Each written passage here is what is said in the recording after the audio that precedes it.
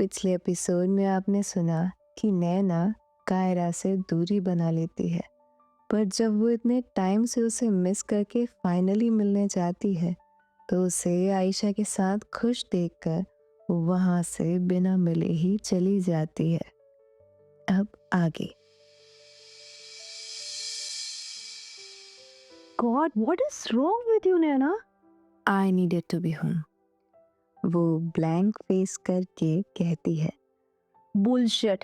Spill it already that you are jealous, Naina. I am not jealous. Naina, तुम उसे पसंद करने लगी हो और इसमें कुछ गलत नहीं है। Will you shut it or I leave the car? उसकी ग्रिप स्टीयरिंग व्हील पर इतनी टाइट हो गई कि उसके सारे नकल सफेद हो गए। रोमा चुप तो हो गई, पर वो अपनी दोस्त को बचपन से जानती थी। जब वो कुछ छुपा रही होती थी वो टॉपिक को फोर्सफुली चेंज कर देती थी। ओके ओके फाइन, हम वापस जा रहे हैं। वो खुश तो थी कि फाइनली नैना के दिल में कोई घर कर रहा था, पर उसकी ये खुशी शायद ज्यादा देर तक नहीं टिकने वाली थी, क्योंकि जैसे ही नैना ने खाली रोड पर गियर चेंज करके स्पीड तेज की, पीछे से एक ब्लैक एसयूवी उसकी गाड़ी को साइड से छूती हुई आगे आकर रुक जाती है, जिसके कारण नैना को एकदम से ब्रेक लगाना पड़ जाता है। What the hell? ब्रेक के झटके के कारण रोमा उस कार वाले को गुस्से में कहती है और सीट बेल्ट खोलकर जैसे ही बाहर निकलने वाली होती है, नैना उसका हाथ पकड़कर उसे रोक देती है और तभी वो गाड़ी वापस से स्पीड पकड़कर आगे चली जाती है। मेरी गाड़ी में अगर इसने डेंट मारा होगा ना तो मैं छोड़ने वाली नहीं उस आदमी को। रोमा अभी तक उस छोटे से झटके से बाहर नहीं आई थी, पर आगे जो उसे देखना था उसके लिए वो कभी अपने सपनों में भी तैयार नहीं हो सकती थी, क्योंकि वही एसयूवी दोबारा उनके सामने आ जाती है। पर इस बार अपने इंट्यूशंस की सुनकर नैना ब्रेक लगाने के बजाय गाड़ी को स्पीड में ही रखती है और जोर जोर से हॉर्न बजाने लगती है, पर वो एसयूवी साइड हटने के बजाय और भी स्पीड में आगे जाकर 180 डिग्री पर टर्न कर देता है। अब उसकी गाड़ी उनके सामने रिवर्स में ही चलने लगती है। अपनी गाड़ी के सामने रिवर्स में चलते हुए एसयूवी में बैठे उस मास्क लगाए आदमी को अगर देखकर रोमा अब तक डरी नहीं थी, तो एसयूवी के विंडशील्ड पर लाल कलर से लिखे उन शब्दों को पढ़कर उसकी रूह जरूर कांप गई थी। खुदा ना बचाए वहाँ दूरियां काम आए, और जहाँ दूरियां ना भाए वहाँ कोई जान से जाए। तुम सिर्फ मेरी रहोगी नैना।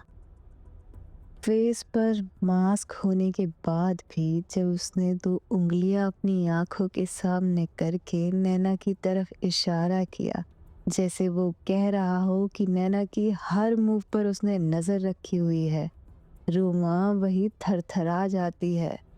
न जाने इतनी देर से नैना कैसे खुद को संभाले थी और बिना डरे उस गाड़ी के सामने अपनी गाड़ी चलाए जा रही थी, जैसे वो उसे नहीं डरा सकता था। और फिर नैना को देखकर वो वही डरावनी तरह से बाय करके, जैसे उसने पार्किंग लॉट में किया था, वो पलक झपकते ही वो गाड़ी सीधी करके वहां से फुल स्पीड में गायब हो जाता है। रोमा की गाड़ी के फ्रंट पार्किंग कैमरे ने भी ज्यादा कुछ नहीं कर पाया था, क्योंकि वो गाड़ी में नंबर प्लेट ही नहीं था। नैना, नैना कौन था वो? The fuck, I'm calling police. Roma तुरंत ही कॉल कर देती है और कांपती हुई अपने ही शब्दों में लड़खड़ाती हुई वो राना को सब कुछ बता देती है, और रखते ही उसका पहला सवाल नैना से यही था कि वो ऐसी सिचुएशन में इतनी शांत कैसे हो सकती थी, और वो उससे हड़बड़ाते हुए पूछती है, How are you so calm? वो वापस आया तो? वो नहीं आएगा।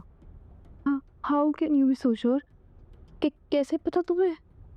नैना चुप होकर स्टीयरिंग व्हील को टाइटली पकड़ सिर्फ और सिर्फ गाड़ी को घर की सेफ्टी में पहुंचाने पर कंसंट्रेट कर रही थी, क्योंकि गाड़ी में इस वक्त उसके साथ रुमा भी थी और वो बुरी तरह से डरी हुई थी। तो उसे अभी शांत होकर ही काम करना होता, और क्योंकि अब तक घर पर सब कुछ पता चल गया होगा तो वैसे भी गार्ड्स उन तक पहुंचने के लिए निकल चुके होंगे। What the fuck नैना, क्या मतलब था उन सब का? You belongs to him. खुदा रखे जान से जाए, क्या था वो सब? Fuck, say something, damn it.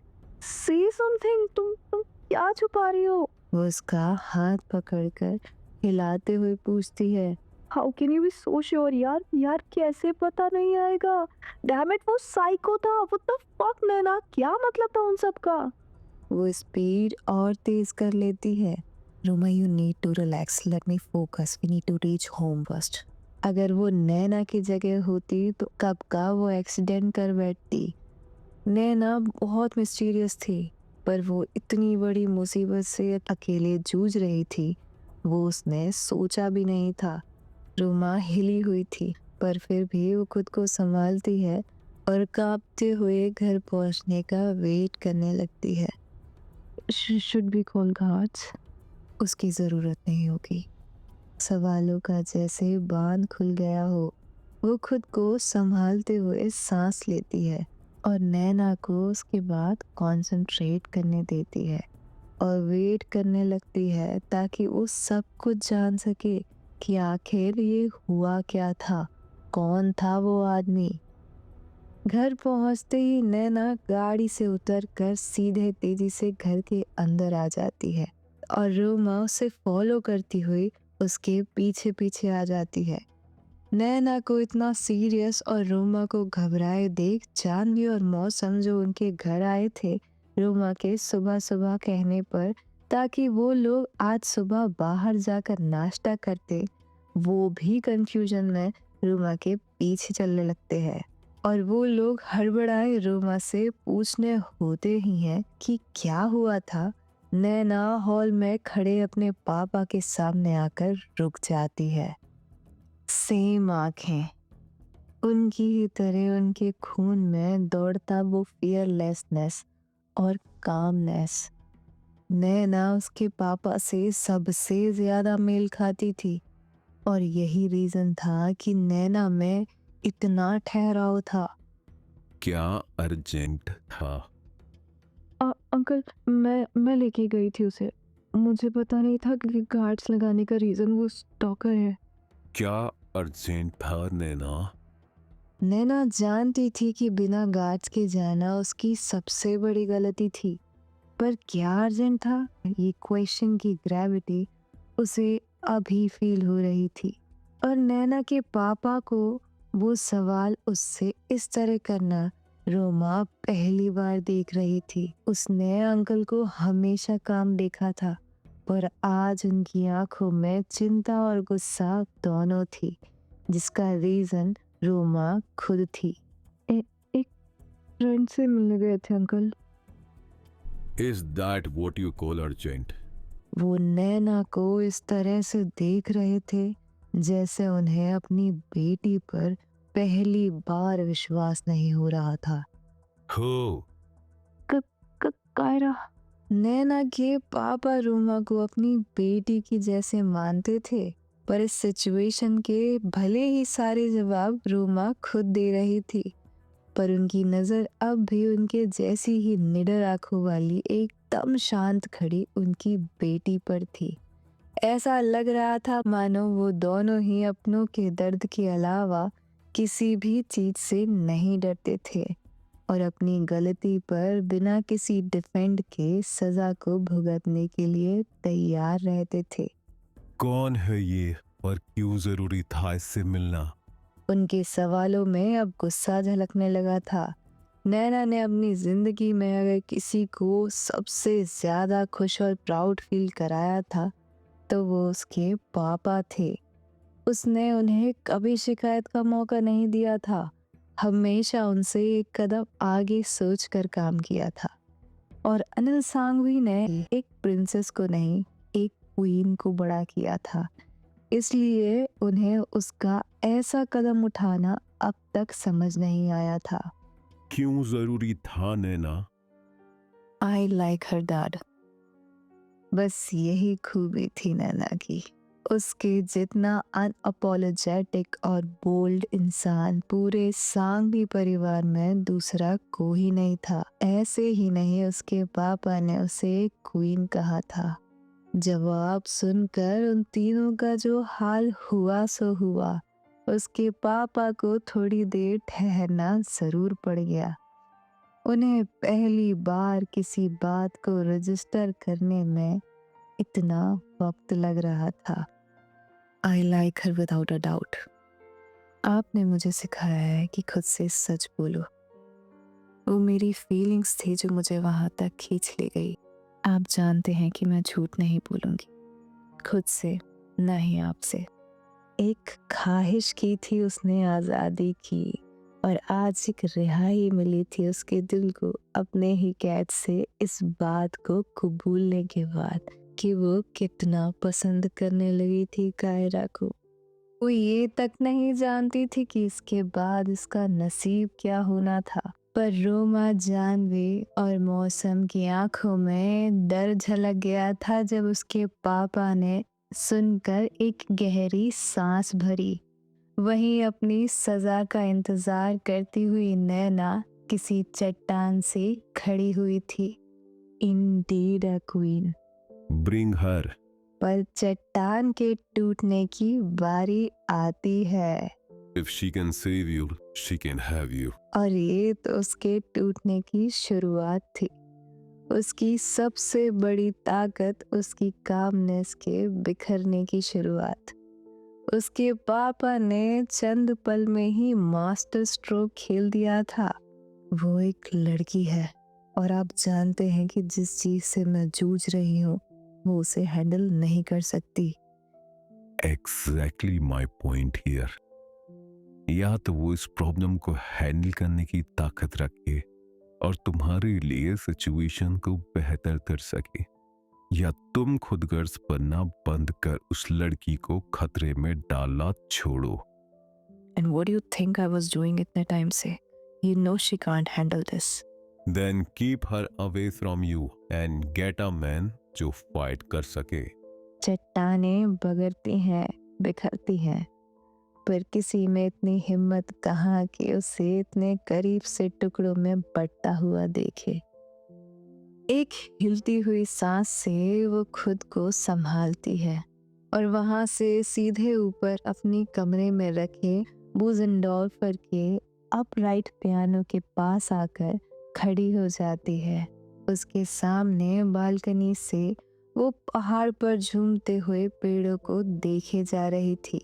Kiara को बड़ी सी खिड़की से दिखता वो व्यू शायद बहुत पसंद आता अगर उसने उस दिन इग्नोर ना किया होता।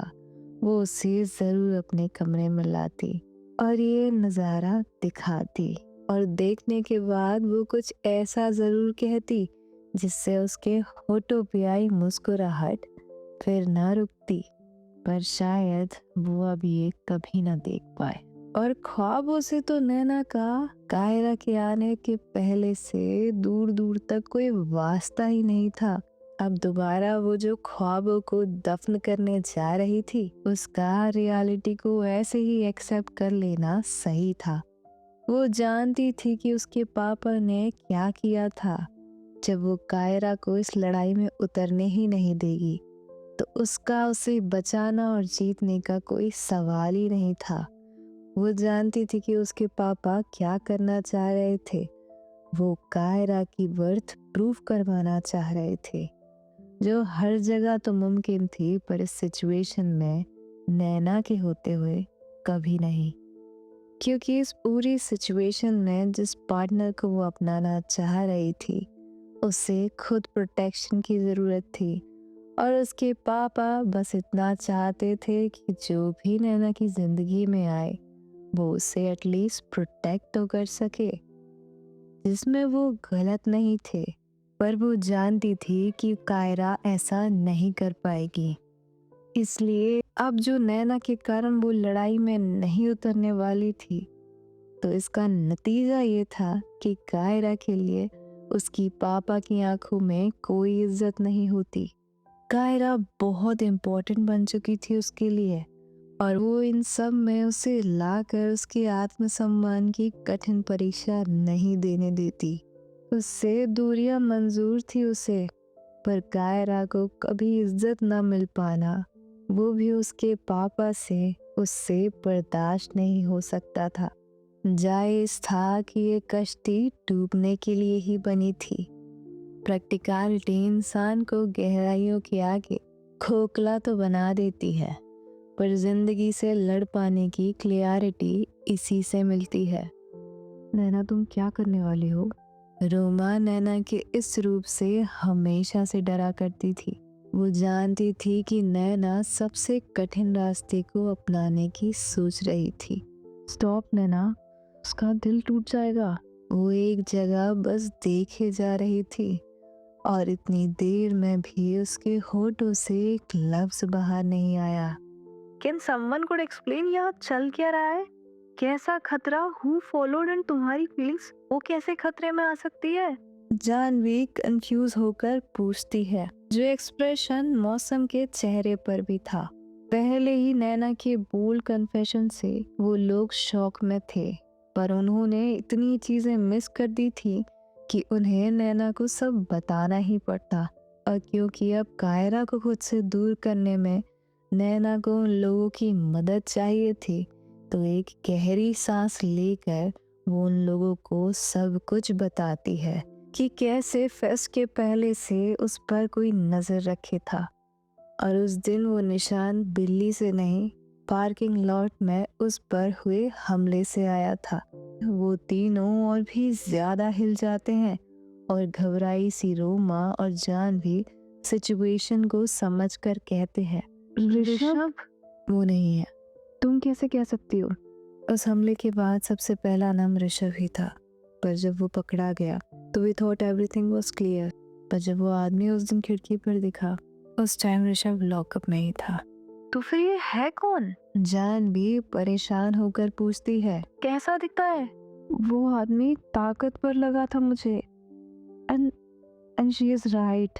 कायरा कितनी भी फिट हो, उसकी डरावने ऑरा को अकेले टक्कर नहीं दे सकती, और हम चाहकर भी 24 घंटे उसे प्रोटेक्ट नहीं कर सकते अनलेस वो यहीं रुके। तो यस, अंकल सही थे, उसका रहना बहुत खतरनाक था। रोमा उस मास्क वाले आदमी को सोचकर ही कांप जाती है। But it doesn't mean Naina कि we can't choose less brutal way. उसका दिल टूट जाएगा। और रोमा को ये सुनने की जरूरत नहीं थी कि नैना कायरा का दिल बहुत बुरी तरह तोड़ने वाली थी। उसकी ये खामोशी, उसकी वो आंखें, वो उसे बखूबी पहचानती थी। व्हाट ब्रूटल वे? क्या करने वाली हो तुम? जान भी उससे कंसर्न होकर पूछती है। तुम उसे बता के भी तो कुछ से दूर कर सकती हो ना। नैना मौसम की बात सुनकर हंस देती है, जिस हंसी में मजाक का कोई नामो निशान नहीं था। मैंने उसकी आंखों में देखा है, जिस राह पर मेरा नाम लिखा हो, उस रास्ते वो कभी अपने दिमाग से नहीं सोचती। पर इसका ये मतलब नहीं था कि नैना में अपने दिल के दरवाजों को बंद करने का हुनर नहीं था। समय बीत गया था, न जाने कितने आए और कितने गए, पर दिल की इस बंद हवेली के आगे आकर किसी ने जरूरत ना की थी, जो कायरा ने बिन खटखटाए ही अंदर आकर कर दी थी। वो बेवकूफ लड़की ने टाइमिंग के साथ साथ इंसान ही गलत चुन लिया था। Dad was right. अगर वो मेरे करीब आई तो वो मारी जाएगी। वो शब्दों को सोचकर ही उसके अंदर खौफ खून सा बहने लगता है। जहाँ दूरियां ना भाए, वहाँ कोई जान से जाए। उस हैवान की नजरों में कायरा आ चुकी थी, और अगर उसने उस आदमी का ध्यान जल्दी ही कायरा से हटा के किसी और पर ना किया, तो वो उसे नहीं छोड़ेगा, जो नैना किसी भी कीमत पर नहीं होने देने वाली थी। फिर चाहे वो अपने दिल का अपने ही हाथों कत्ल क्यों ना कर दे। पर ये तो टेम्पररी होगा ना, जब तक वो पकड़ा नहीं जाता। फिर तो तुम कायरा के साथ रह सकती हो। जानवी उससे पूछती है। मैंने उसका दिल बहुत दुखा दिया है। इस आखिरी मुलाकात के बाद मेरी उससे मिलने की दोबारा हिम्मत नहीं होगी। एंड आई एम ग्लैड कि वो आयशा के साथ खुश थी। उन लोगों में से किसी ने भी वो दर्द महसूस करना मिस नहीं किया था। नैना पर इस तरह से असर कर पाना किसी का, ये हकीकत तो नहीं हो सकती थी। ये जो कुछ भी हुआ था नैना को पहली ही बार में इश्क से बढ़कर हुआ था। वो अब मन में ही ठान चुकी थी कि अगर उस आदमी को सिर्फ उसमें इंटरेस्ट था तो उसे बाहर लाना भी सिर्फ उसके हाथ में था, और वो तभी बाहर आ सकता था जब नैना की जिंदगी में कोई आए, और वो कायरा तो नहीं हो सकती थी। इट्स टाइम टू मीट निहाल, जिसे सुनकर रोमा शॉक्ड हो जाती है। What? No, you don't even like him, Naina. निहाल करण का दोस्त था जो नैना को हमेशा से ही पसंद करता था। It's not about liking anymore Rome. तुम्हारे पापा गलत नहीं थे, पर इसका ये मतलब नहीं कि तुम सच में एक आदमी ढूंढो। लेकिन स्टिल वेट जब तक सब ठीक नहीं हो जाता। जानवी उसके कंधे पर हाथ रखकर बोलती है। नैना, यू वर अ क्वीन। तुम खुद को सेल्फ सबुटाज नहीं करती हो, यही तुम्हारी सबसे बड़ी खूबी है। Then why now? प्लीज, जब वो पकड़ा जाए तब तो कायरा को बता देना। I can't. I hope Ayesha उसे हमेशा खुश रखे। Have you gone blind, Naina? तुम ये बात कबूलो ना कबूलो, पर कायरा का दिल सिर्फ तुम्हारे लिए धड़कता है। और इसलिए मैं उसकी उस खूबसूरत सी धड़कनों के रुक जाने की जिम्मेदार नहीं बन सकती रोमा। आसमान गवाह था कि आज तक उस धरती को एक उम्र के बाद से नैना की आंखों से एक बूंद भी नसीब ना हुई थी। It belongs to me, yes, but not with the condition of her not here in the same world. I want her alive. I don't care मेरे साथ या किसी और के। मैं भूल जाऊंगी उसे। कुछ तो था कायरा में जो उसने नैना जैसी ताकत को बरसने पर मजबूर कर दिया। तुम नहीं भूल पाओगी। जानवी उसे देखते हुए कहती है। Then you have never known me। वो वहाँ खड़े हर एक कतरे को वो यकीन दिलाना चाहती थी जिस पर तो खुद उसका दिल भी बगावत कर रहा था। तेरी सूझबूझ फीकी पड़ जानी है। इश्क जब परवान चढ़ के बैठेगा, किसी ने भी उसके आगे कुछ ना कहा, क्योंकि इसके आगे नैना किसी की नहीं सुनने वाली थी। आरव के लिए होने वाली पार्टी में कायरा को लेके आओ। मैं उससे आखिरी बार मिलना चाहूंगी। नैना खुद को शांत करके रोमा को कहती है। This is harsh. Anything to keep that beautiful hearts of her beating.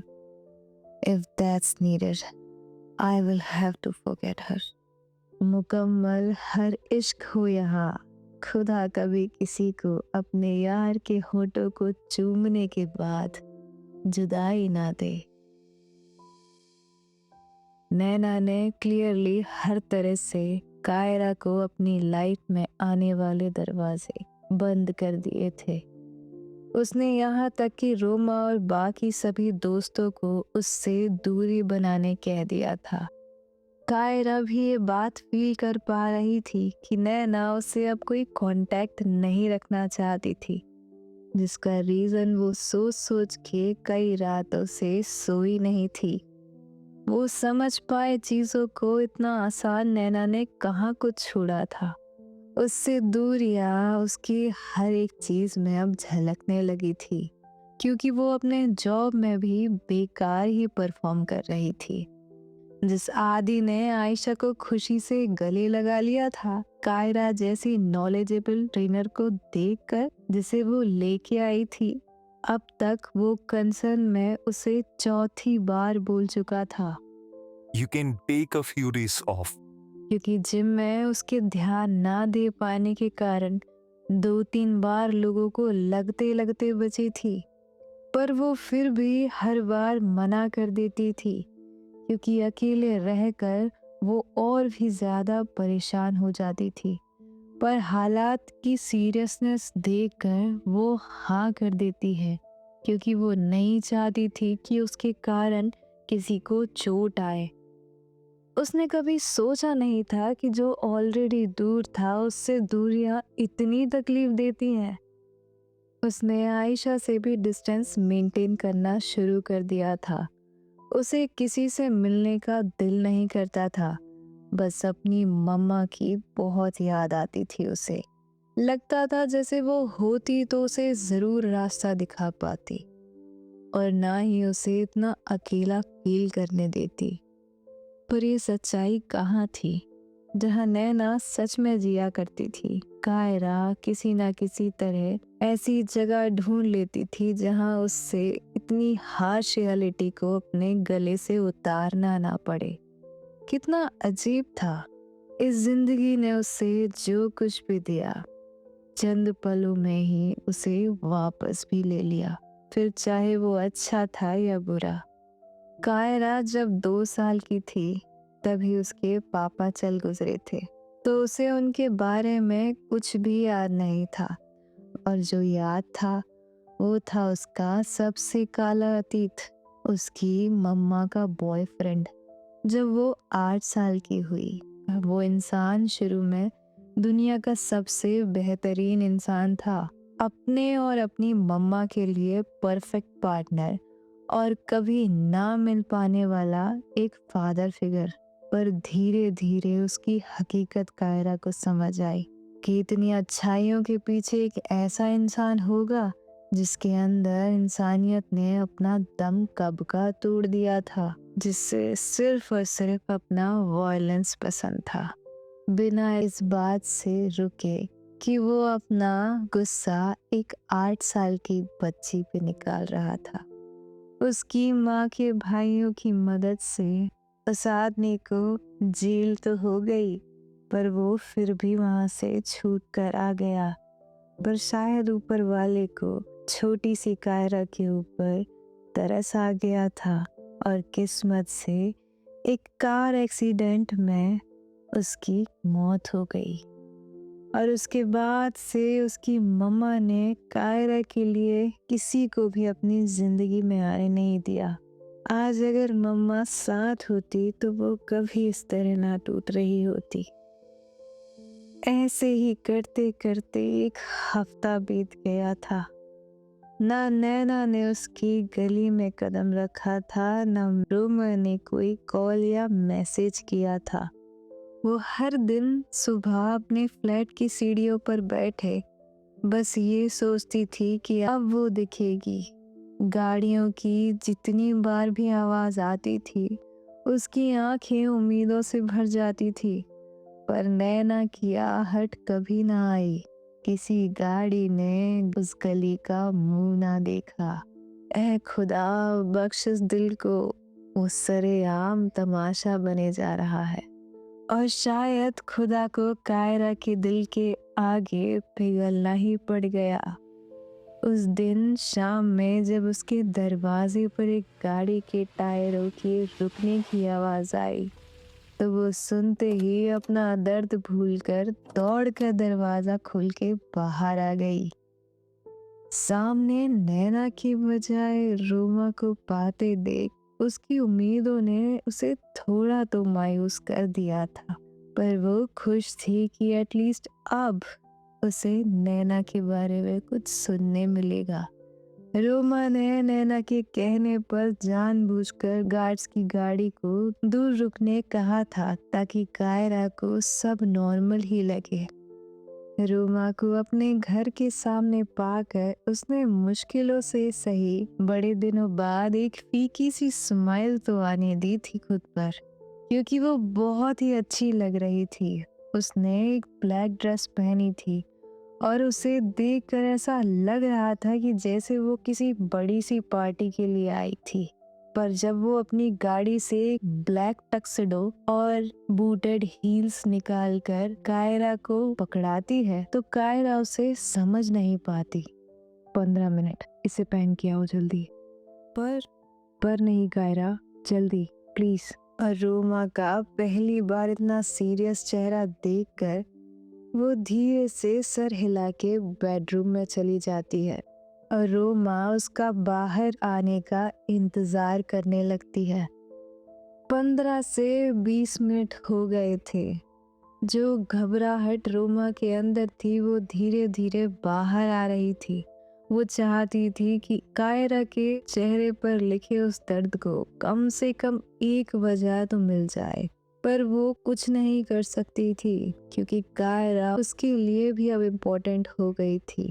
इसलिए अगर इन सब को जितनी जल्दी शेप मिल पाता उतनी ही जल्दी कायरा मूव ऑन कर पाती और इस दर्द की दीवारों को तोड़ सकती। देरी हो रही थी और घड़ी देखते हुए वो जैसे ही कायरा को बाहर आने के लिए आवाज लगाती है, कायरा का बेडरूम का दरवाजा खुल जाता है। फेमिनाइन टक्सिडो में कायरा जब बाहर आती है, रोमा देखकर बस एक ही चीज सोचती है नैना के लिए, कायनात हिम्मत देना उसे उधार। उसका दिल आज कब्र से निकल कर धड़कने वाला है। आंखों पर लाइट मेकअप, अपने शोल्डर लेंथ बालों को जेल से पूरी तरह पीछे करे। वो हील्ड बूट्स में अपने 5-7 हाइट से भी बड़ी लग रही थी। रोमा इम्प्रेस्ड थी उसके उस सूट को इतनी खूबसूरती से पुल कर पाने के लिए। उसकी बॉडी को परफेक्टली शेप देने वाला वो सूट और उसके अंदर का डीप नेक का वो वाइट टॉप उस पे गजब ढा रहा था। वो ठहर कर देखने जितनी फिट थी, पर वो कहीं से भी इतने सालों से जिम जाने के बाद बॉडी बिल्डर नहीं थी। उसकी लीन फेमिनिटी उस सूट पर 4 चांद लगा रही थी, जैसे वो सूट सिर्फ उसकी बॉडी के लिए बना हो। पर जो चीज कहर बन बरसने वाला था नैना पर, वो उसके चेस्ट के बीचों बीच बने ड्रैगन फ्लाई का टैटू था। वो टैटू और उसकी जगह नैना को कितनी मुश्किल में डालने वाला था कि रोमा बस अंदाजा ही लगा सकती थी। और जितना रोमा ने नैना को जाना था, कायरा का ये रूप अगर नैना ने किसी और सिचुएशन में देखा होता तो आयशा क्या, इस दुनिया का कोई दूसरा शख्स कायरा के पास भी नहीं भटक सकता था। रख तू अपने मंजर सभी, उसे अब अपना जहां दिखना था। बेअसर थे वार सभी तेरे जिंदगी, क्योंकि घायल तो अब उसे उसके यार से ही होना था।